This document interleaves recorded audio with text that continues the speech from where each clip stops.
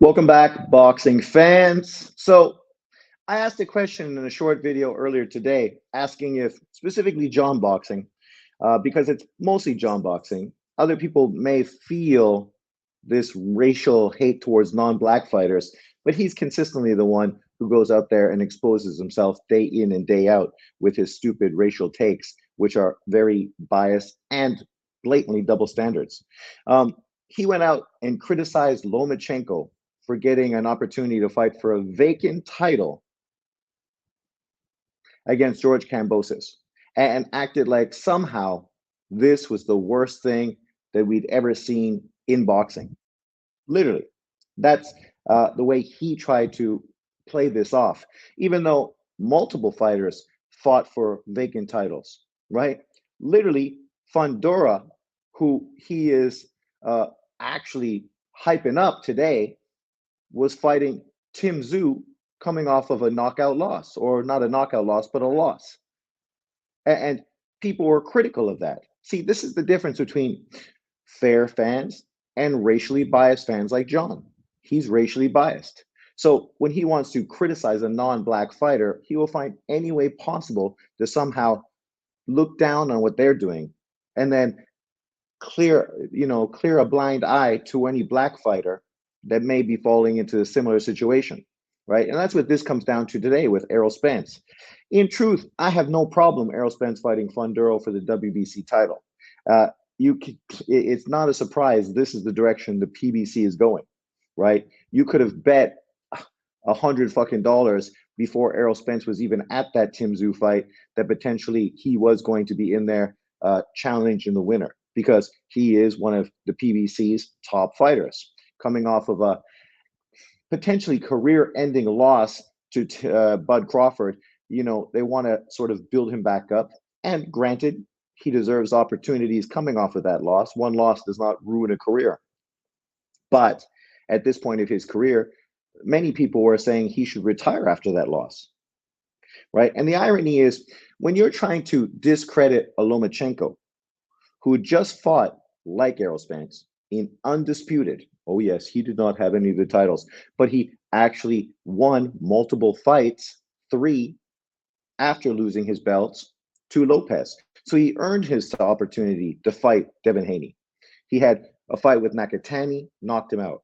Comey easily could have knocked him out, and then came back and had a close decision against Jermaine Ortiz, after being out of the ring for more than a year. So three bounce back fights, and still people were critical of him getting a Devin Haney fight, even though if he wouldn't have taken a year off, he would have been the one that got a George Kambosos fight. He would have been the three belt unified champion that Devin Haney would have had to fight instead of George Kambosos. So, turnaround is fair play, I suppose.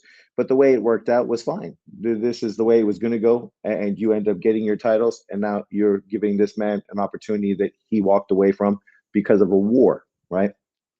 But just to show you the hypocrisy here, I mean, multitudes of fighters across boxing who don't deserve world title fights get world title fights every day. And a guy like this doesn't care, doesn't talk about it, ignores it completely, unless there's a racial component attached to it, right? I mean, he did not care when all these other fighters like Rolly Romero coming off of a knockout loss to fucking Tank Davis ended up getting a world title fight. He didn't care. He didn't make videos lambasting Rolly Romero, shitting on him for getting an opportunity to fight for a vacant world title or for a vacant title against, he was supposed to be Puello and then it was somebody else. But he didn't care because he doesn't find Rolly Romero a threat. Rolly Romero is not one of the best fighters in boxing. He's not a pound for pound quality fighter.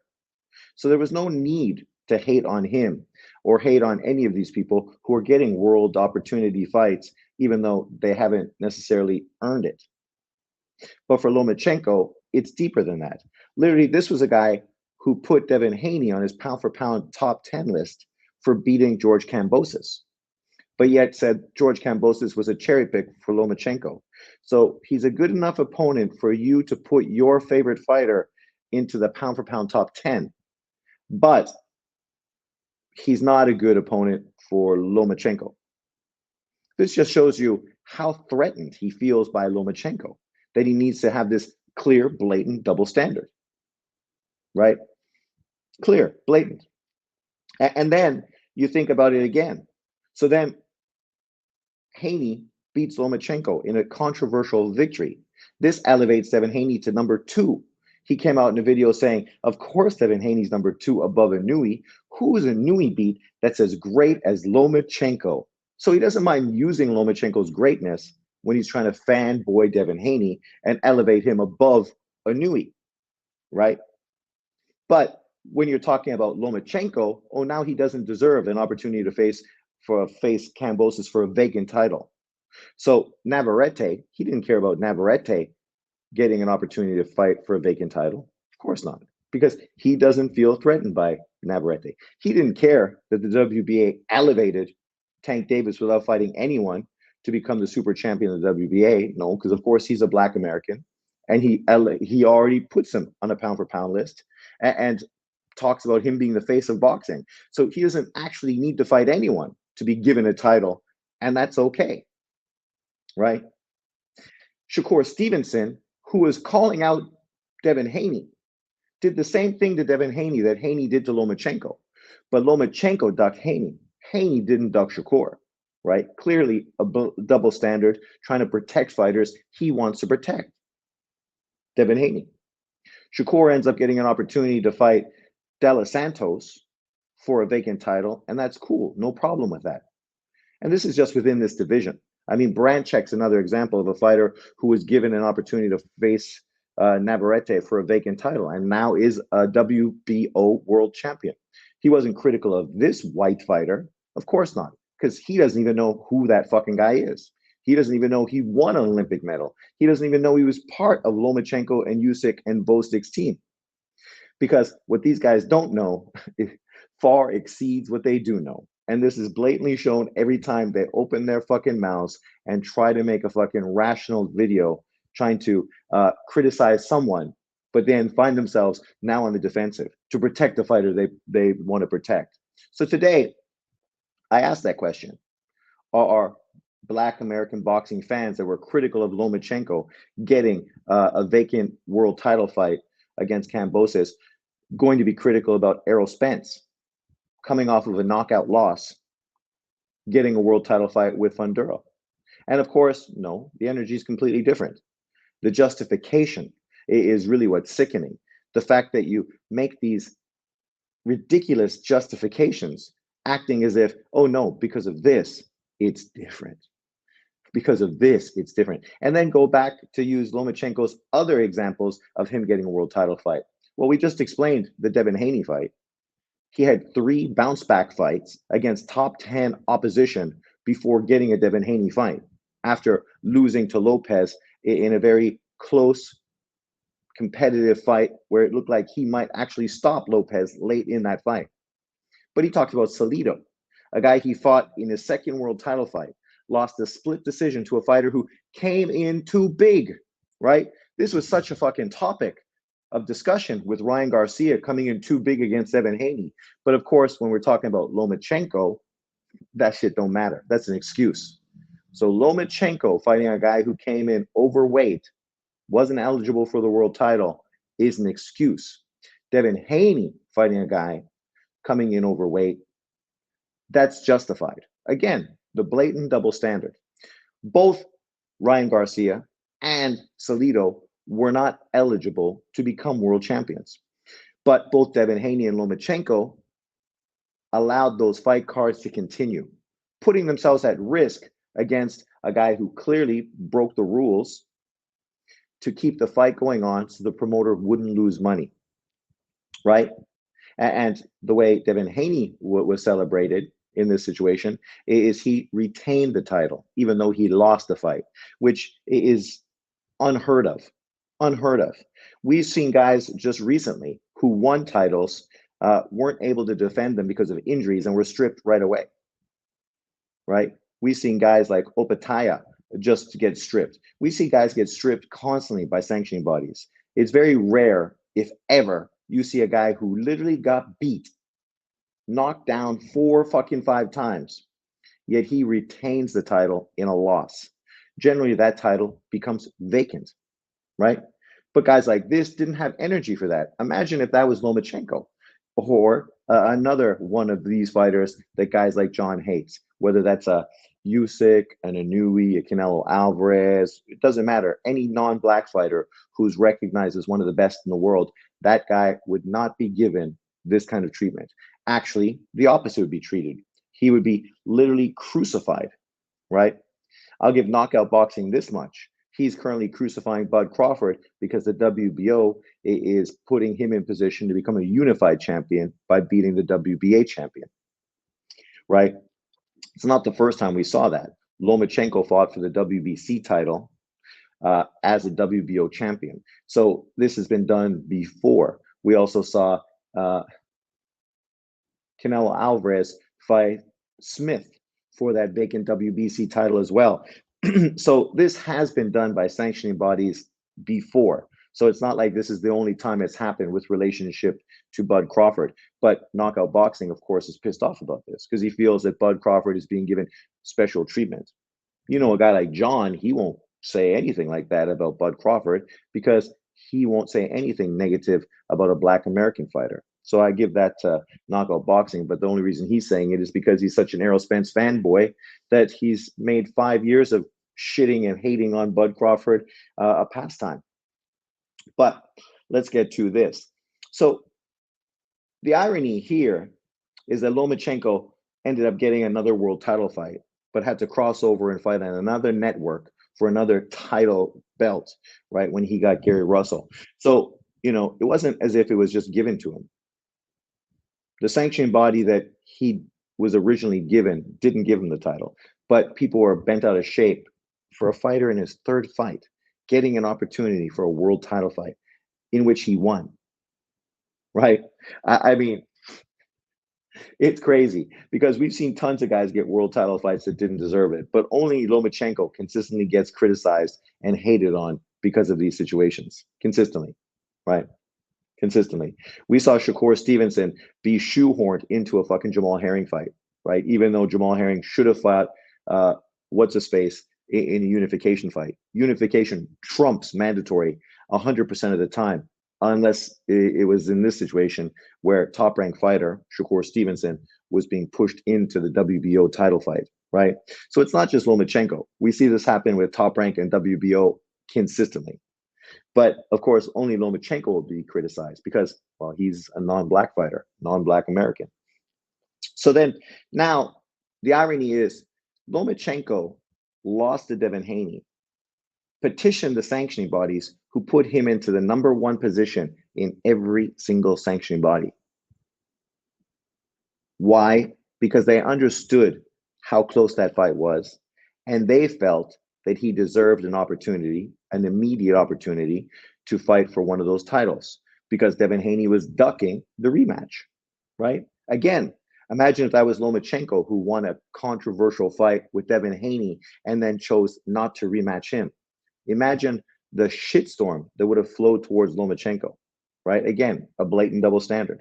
But with Devin Haney, people turned a blind eye, acted like didn't matter, doesn't matter, who cares? He won, let's move on. That fight's too dangerous, right? And that's exactly what happened.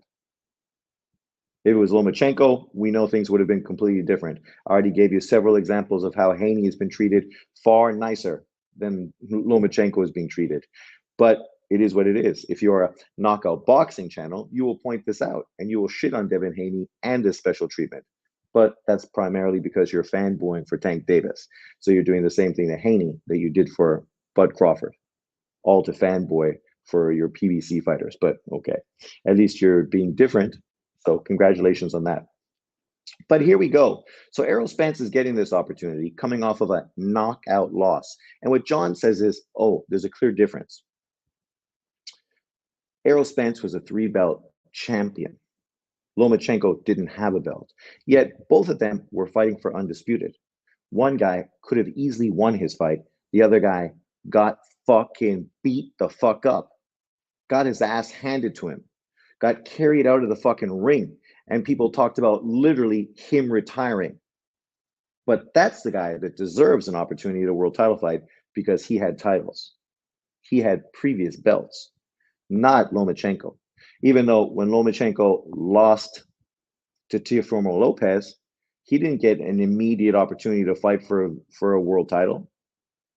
And he was a 3-belt unified champion who lost in a competitive fight with Teofimo Lopez.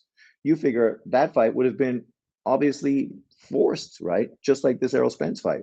The other irony in this situation is Lomachenko is still fighting at 135 pounds, where he was obviously ranked by the sanctioning bodies.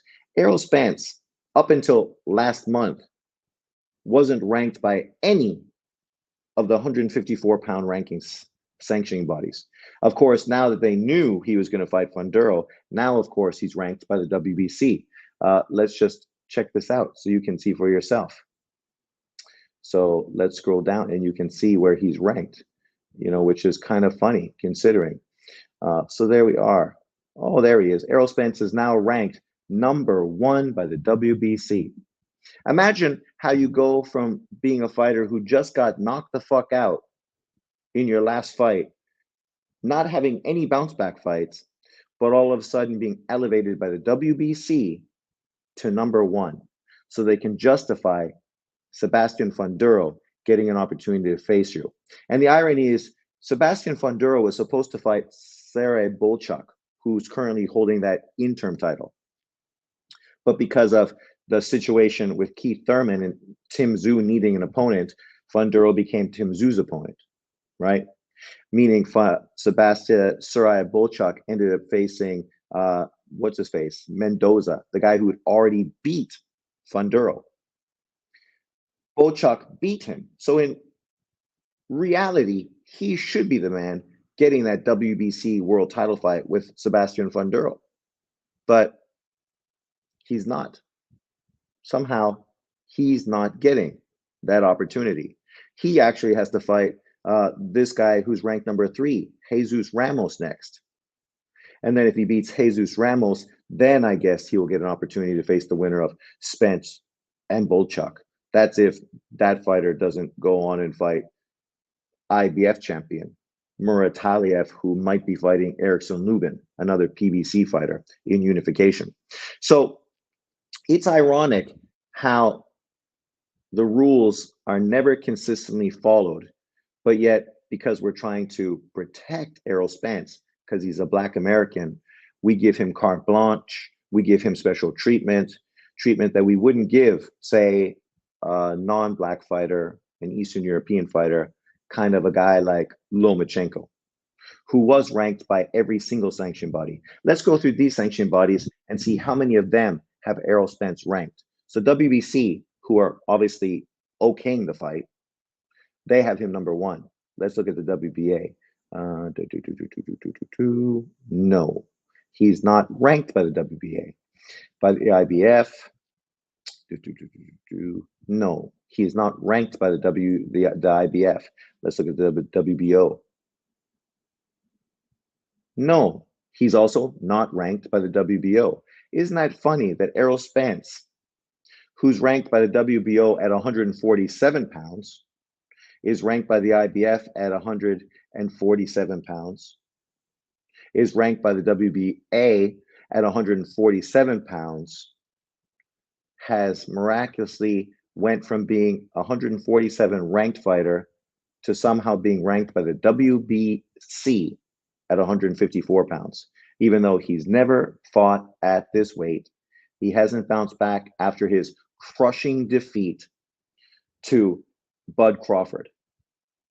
But this is the way they justify him getting this fight. He deserves the fight. Oh, he deserves the fight. Right? And the irony is, a stupid motherfucker like this, he will ignore all these Black American channels that consistently hate on Devin Haney, to fanboy Tank Davis, consistently hate on Bud Crawford, to fanboy for Errol Spence. Guys that literally are hating on Crawford now, shitting on Israel Madrimov, the WBA champion, because he didn't deserve a world title fight. Because, well, they don't know who he is. But Errol Spence deserves a world title fight. I mean, Erickson Lubin, coming off of a victory against Jesus Ramos, probably is going to have to wait longer than Jesus Ramos for an opportunity for a world title fight, right? That shows you how corrupt these sanctioning bodies are. Yet me, the hater that I am apparently, who only hates on Black American fighters, yet consistently I point out the truth. Whether you agree with it or don't agree with it, it is the truth. These are the facts.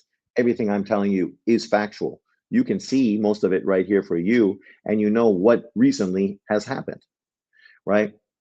If we go down, obviously Lomachenko is no longer going to be ranked uh, by any of the other sanction bodies because he just beat Cambosis to become the IBF world champion, just like Shakur Stevenson beat De Los Santos to become the WBC champion. Tank Davis literally didn't beat anyone, but was elevated to the WBA champion. And Dennis Branchek just became the WBO champion. These are multitudes of fighters fighting for vacant titles. John's favorite fighter, Oshaki Foster, literally fought for a vacant title against a 126-pound fighter in Ray Vargas, who's the WBC world champion, who came up to fight for the vacant title at 130. He, a guy with multiple losses, he was given an opportunity to fight for a vacant title. John was happy about it, praised him for it, acted as if it was fucking the best thing ever. Raymond Ford just fought for a vacant title at 126 pounds. Again, John was super fucking excited to have a Black American fighter get an opportunity to fight for a vacant title. See, and that's the difference. If you're a Black American fighter coming off of a loss, coming off of a piss poor performance, whatever the situation may be, whether you earned it or you didn't earn it, John doesn't care. He's going to be super supportive, super excited about another Black American fighter getting an opportunity to chase titles, right? Not chase legacy, but chase titles. Because literally, when you're fighting for a vacant title, isn't that what you're doing? Chasing titles? I mean, he criticizes Inouye for chasing titles, yet all Inouye's done in his last two divisions was become undisputed. The exact same thing Usyk and Bud Crawford did. Yet Crawford and Usyk aren't chasing titles. It's only Inouye who's chasing titles. See, again, finding a way to criticize a non-Black fighter and downplay his accomplishments, all to do what? Elevate a Black American fighter. And you don't need to do this to elevate Bud Crawford. What Bud Crawford has done elevates himself, right? You don't need to shit on someone else to elevate Bud. He's elevated himself and he's consistently elevating himself, right? But this is the irony with channels like this. They complain, point fingers, attack everyone else for being a racist. Yet you look at 99.9% of their content and it only talks about race. I told you on my basketball channel, if you're not on my basketball channel, go check it out. We were talking about, obviously, the NBA today. Oh, look,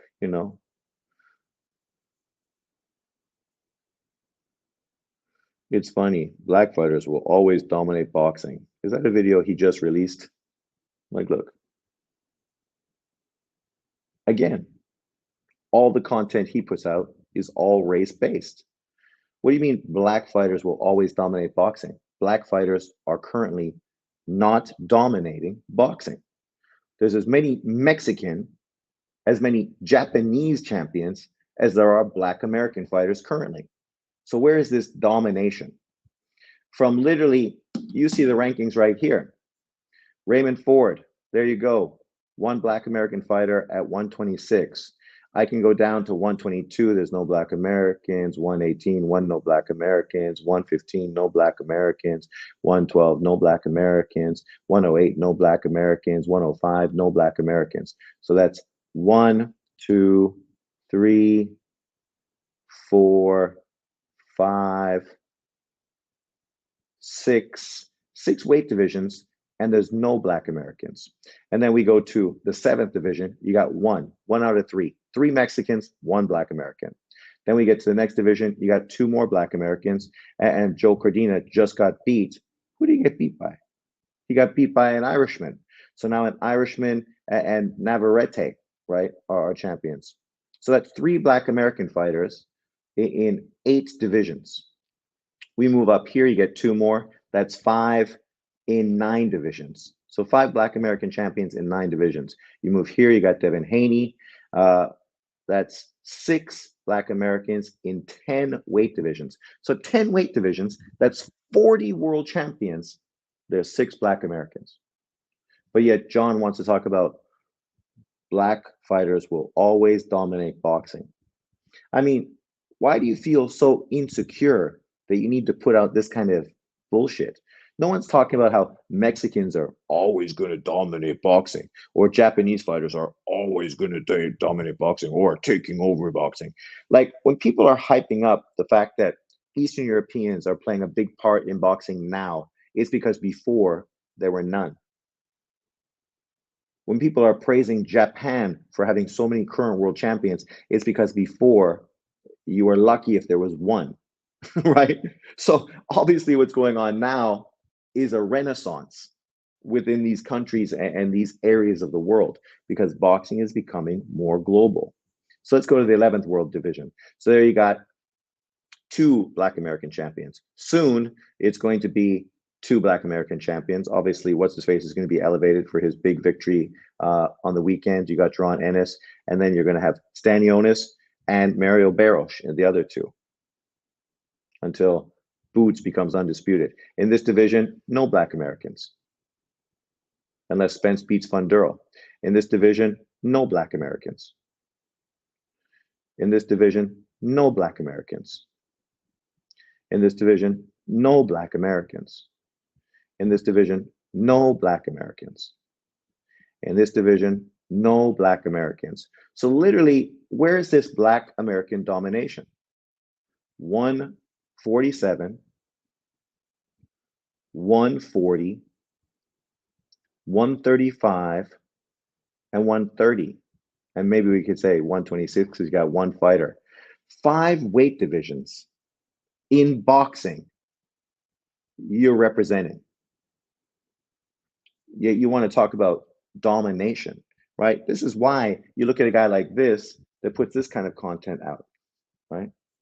Why do you put this out there? Because it's all about pushing a racial narrative. And then you go here. What are all these people from Denver that are looking so miserable and angry at Anthony Edwards calling him?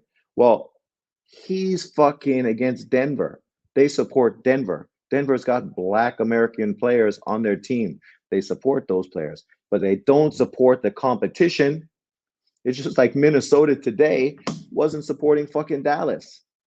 And what are they calling Anthony Edwards? They're calling him the next Michael fucking Jordan. That's what they're calling him. But he wanted to perpetuate this racial narrative. This is a guy who doesn't even watch fucking basketball. But this is how ingrained he is with race, that he literally needs to fucking jam this shit everywhere and then blame everyone else because it's everybody else's fault. It's not me, it's you. It's blatantly, look, right now you're talking about race. I'm responding to a video you made, right? Multitudes of videos you made criticizing Lomachenko for fighting a 3-belt unified champion for a vacant world title and somehow belittling him and downplaying him to only then fanboy for Errol Spence, a guy literally coming off of a brutal knockout loss. Lomachenko's never fucking been knocked out, right? He got dropped once by a quick right hand and then jumped back up and went on to dominate the fight afterwards. And people use that as a way to shit all over him. But the irony is literally dropped once, got up and won, knocked the guy out in a victory, kind of like Inui just did against Luis Neri. But this is enough criticism because they got dropped. But Errol Spence didn't get dropped. He got his ass fucking beat, just like Devin Haney did. And I'm one of the few people that thought Devin Haney was close to still winning that fight. But, you know, I'm the hater. But leave your comments below. There's nothing we can really say, unfortunately, with people like this. They're just the epitome of the angry black man, right? Pushing a stereotype. The angry black man. There you go, right? You're like labeling yourself with that term because all you can do is be angry whenever a non-black fighter is doing something great and somehow try to discredit him just so you can fanboy for someone that looks like you.